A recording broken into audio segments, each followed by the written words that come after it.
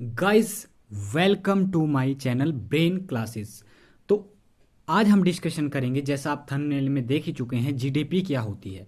हम जानेंगे जीडीपी के बारे में, क्या होता है जीडीपी, कैसे है और कैसे ये शब्द जीडीपी आया, और हम इसके टाइप्स के बारे में जानेंगे, और यहाँ तक कि हम इसके जो कैसे इसको कैलकुलेट करते हैं, और ये भी हम पता लगाएंगे कि हमारे पास टॉप 5 कंट्रीज कौन सी है जो जीडीपी में टॉप करी है, यानी कि इकोनॉमिक टॉप पर जो 5 कंट्रियां हैं, और कैसे जीडीपी इकोनॉमिक्स से रिलेटेड होती है। हम हर एक डिटेल से जानेंगे जीडीपी के बारे में। उसके बाद ये इकोनॉमिक्स सेक्शन का पार्ट है। अगर आपने इससे हिस्ट्री सेक्शन, पॉलिटी सेक्शन और अदर सेक्शन के पार्ट नहीं देखे हैं किसी भी सेक्शन के, तो वहां पर जाइए, आपको क्वेश्चन की फॉर्म में क्या मिल जाएंगे, वहां पर क्वेश्चन की फॉर्म में वहां पर पार्ट मिल जाएंगे, पॉलिटी सेक्शन, हिस्ट्री सेक्शन की फॉर्म में। तो ये हम डिटेल से डिस्कशन करेंगे जीडीपी के बारे में। अगर आपको वीडियो इन्फॉर्मेटिव लगती है तो चैनल वीडियो को लाइक कीजिए, चैनल पर नए हैं तो चैनल को सब्सक्राइब कीजिए। तो चलिए बढ़ते हैं अपने जीडीपी क्या होती है। अब बात करते हैं जीडीपी के बारे में, जिसकी फुल फॉर्म है gross domestic product. Gross domestic product का मतलब होता है यानी कि देश की आर्थिक अवस्था को गणना करने के लिए का इस्तेमाल किया जाता है, यानी कि जीडीपी का फॉर्म आर्थिक गणना करने के लिए, यानी कि इकोनॉमिक्स को कैलकुलेशन करने के लिए किया जाता है।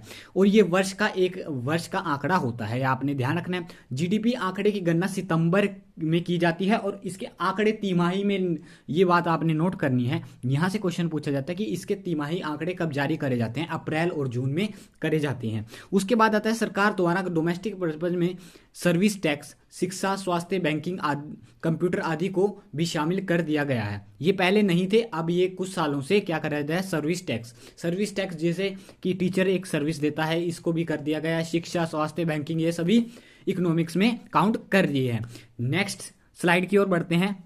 नेक्स्ट है हमारे पास जीडीपी की उत्पत्ति कैसे हुई, यानी कि जीडीपी के शब्द कहां से आया। सबसे पहले अमेरिका अर्थशास्त्री द्वारा जीडीपी शब्द का प्रयोग 1935 से 1944 में हुआ था।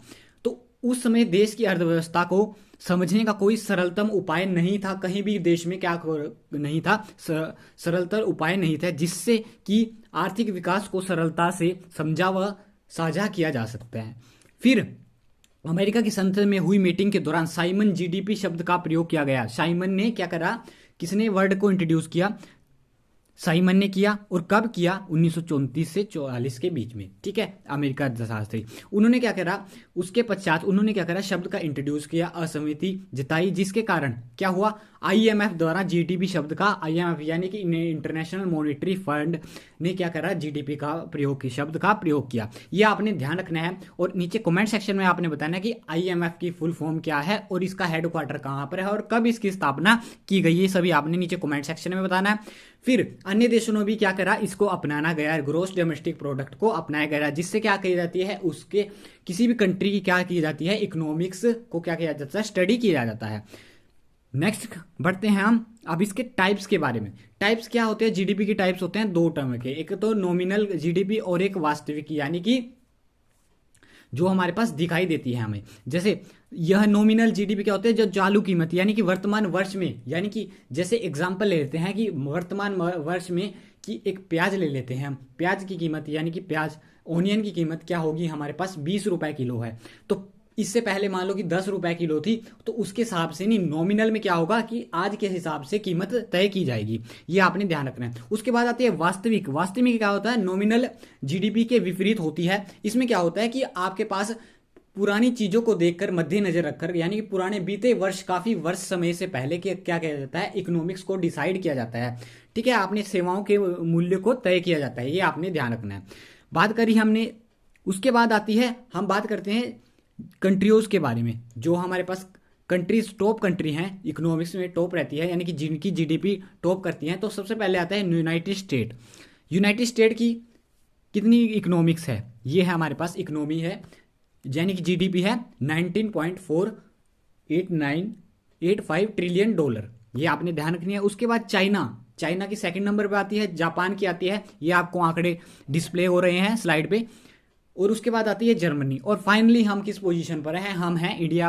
फाइनली किस पोजीशन है, 5 पोजीशन पर है, नंबर 5 पर है। और इंडिया की जीडीपी आपको बता दूं 3.18 ट्रिलियन डॉलर, ये आपने नोट कर लेना है, 3.8 ट्रिलियन डॉलर। ये आपको मैंने जीडीपी के बारे में टॉप 5 कंट्रीज के बारे में बता दिया गया है। फर्स्ट पे है यूनाइटेड स्टेट, उसके बाद चाइना है, उसके बाद जापान है और उसके बाद क्या है हमारे पास, जर्मनी है। नेक्स्ट स्लाइड की ओर बढ़ते हैं। अब इसको कैलकुलेट की कैसे किया जाता है, जो लास्ट हमारे साथ स्लाइड है वो है हमारे पास, इसको कैलकुलेट कैसे किया जाता है। यानी कि जीडीपी को कैलकुलेट करने के लिए क्या किया जाता है हमारे पास, सकल घरेलू उत्पाद जिसे हमारे ग्रोस डोमेस्टिक प्रोडक्ट कहा जाता है, यानी कि जीडीपी कहा जाता है, उसको क्या करने के लिए, उसके लिए निजी खपत, यानी निजी खपत, सकल निवेश यानी कि निजी कीमत, इन्वेस्ट, सकल निवेश का निजी कीमत यानी कि कंजप्शन, निजी खपत यानी कि कंजप्शन कितनी की जा रही है। उसके बाद आता है कुल निवेश, यानी कुल निवेश में आ जाएगा आपके पास इन्वेस्टमेंट, ठीक है। उसके बाद आता है इन्वेस्टमेंट, फिर गवर्नमेंट निवेश यानी कि गवर्नमेंट इन्वेस्टमेंट आती है, प्लस क्या, सरकारी खर्चा यानी कि सरकारी परचेज, जो सरकार गवर्नमेंट ने परचेज किया है यानी कि जहां पर खर्चा करा है, कहीं पे पैसा इन्वेस्ट किया है, वो भी इसमें जोड़ा जाता है। उसके बाद फाइनली आता है एक्सपोर्ट इंपोर्ट को भी इसमें कैलकुलेट किया जाता है। आपके पास सबसे आता है कंजप्शन, उसके बाद आता है आई से हो गया हमारे पास क्या हो गया, इन्वेस्टमेंट, जी से हो गया गवर्नमेंट जो निवेश करती है या खर्च करती है वो हो गया आपके पास जी से, और उसके बाद आता है निर्यात, एक्सपोर्ट माइनस इंपोर्ट। ये आपके पास ये इसको कैलकुलेट करके क्या किया जाता है, जीडीपी को कैलकुलेट किया जाता है। ये आपने ध्यान रखना है। तो आपने बताना है कि आपको सेशन कैसा लगा है। अगर आपको वीडियो सच में इंफॉर्मेटिव लगे, जितना मैंने आपको प्रयास करा है आपको फुल जीडीपी के बारे में बताने के लिए, नेक्स्ट सेशन में हम इससे ही रिलेटेड टर्म लेकर आएंगे, जीएनएनपी या एनएनपी, ये सभी टर्म को हम हर एक इकोनॉमिक्स के सेशन में डिस्कशन करेंगे। अगर आपको वीडियो इन्फॉर्मेटिव लगी है तो वीडियो को लाइक कीजिए, चैनल पर नए हैं तो चैनल को सब्सक्राइब कीजिए।